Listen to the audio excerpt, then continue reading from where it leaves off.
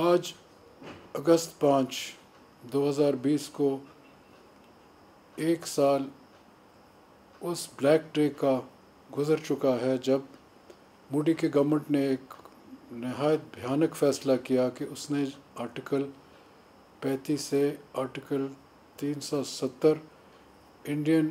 Constitution को ख़त्म कर दिया, जिसकी बिना पर जो कि गैर कश्मीरी थे वो वहाँ जाकर बस सकते हैं, और जो एक स्टेट और एक स्पेशल स्टेटस दिया गया था इंडियन ऑक्यूपाइड कश्मीर को, नेहरू और अब्दुल्ला के दरमियान ये पैक्ट हुआ था, उसको भी ख़त्म कर दिया गया।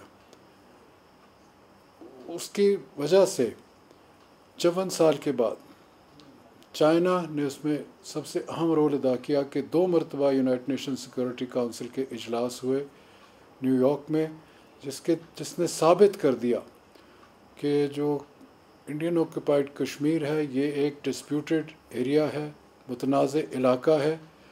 और क्योंकि जब यूनाइटेड नेशन सिक्योरिटी काउंसिल ने ये उसके बिना पर ये इजलास को कन्वीन किया तो ये साबित हो गया कि डिस्प्यूटेड एरिया। उसके साथ साथ यूएन सेक्रेटरी जनरल ने, गुटेरेस साहब ने, United Nations human rights council ने 2 रिपोर्टें 2019 और 18 को इसी बिना पर जो कि इनके साथ मज़ालिम हुए।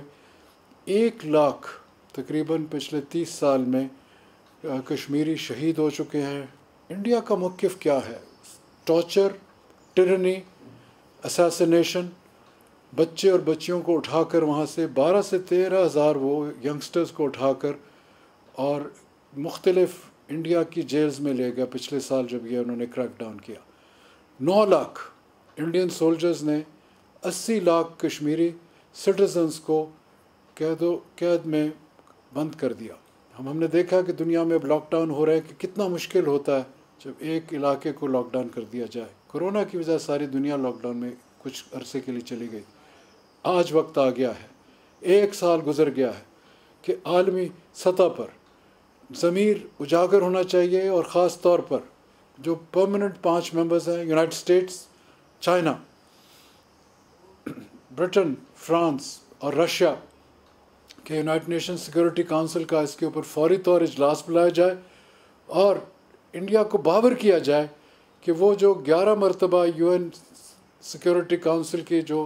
करारदादी थी, रेजोल्यूशंस थी, उस पर फौरी तौर पर अमल किया जाए, और कश्मीरियों को जिन्होंने इस बहादुरी के साथ, इस करेज के साथ, इस फोर्टिट्यूड के साथ मुकाबला किया इंडियन ट्रूप्स का, 9 लाख इंडियन ट्रूप्स का उन्होंने कितने सालों से मुकाबला किया है,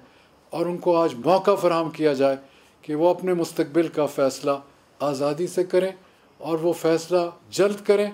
और अपने ज़मीर के मुताबिक करें। आज ये दुनिया के लिए अहम तरीन, मैं समझता हूँ, एक ऐसा न्यूक्लियर फ्लैश पॉइंट है जिसको अगर ख़त्म करना है दुनिया आलमी सतह पर, तो एक ही तरीका है कि उनको प्लेबिसाइट वोट का मौका कश्मीरियों को दिया जाए। शुक्रिया।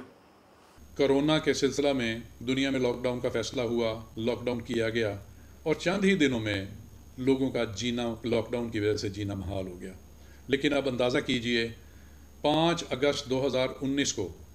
आरएसएस के नज़रियात पर मबनी दहशतगर्द और फाशिस्ट मोदी गवर्नमेंट ने हिंदुस्तान के आइन में गैर अखलाकी, गैर कानूनी, अक़वाम मुत्तहिदा की करारदादों की धज्जियाँ उड़ाते हुए, बैनुल-अक़वामी क़वानीन की खिलाफ वर्जी करते हुए कश्मीर की खसूसी हैसियत को ख़त्म किया, और साथ ही कर्फ्यू लगा दिया गया, जिसको आज 1 साल पूरा हो गया। कश्मीर के अवाम कर्फ्यू में बुनियादी इंसानी ज़रूरियात, रोज़गार, हत्ता के अद्वियात तक से महरूम, बुनियादी इंसानी सहूलियात का फुकदान है। लेकिन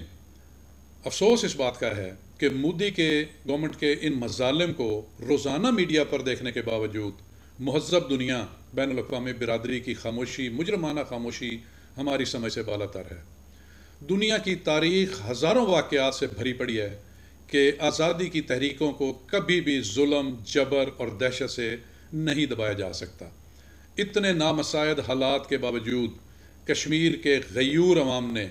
अपनी तहरीक आज़ादी को मजबूती से ज़िंदा रखा हुआ है, और इंशाअल्लाह वो दिन दूर नहीं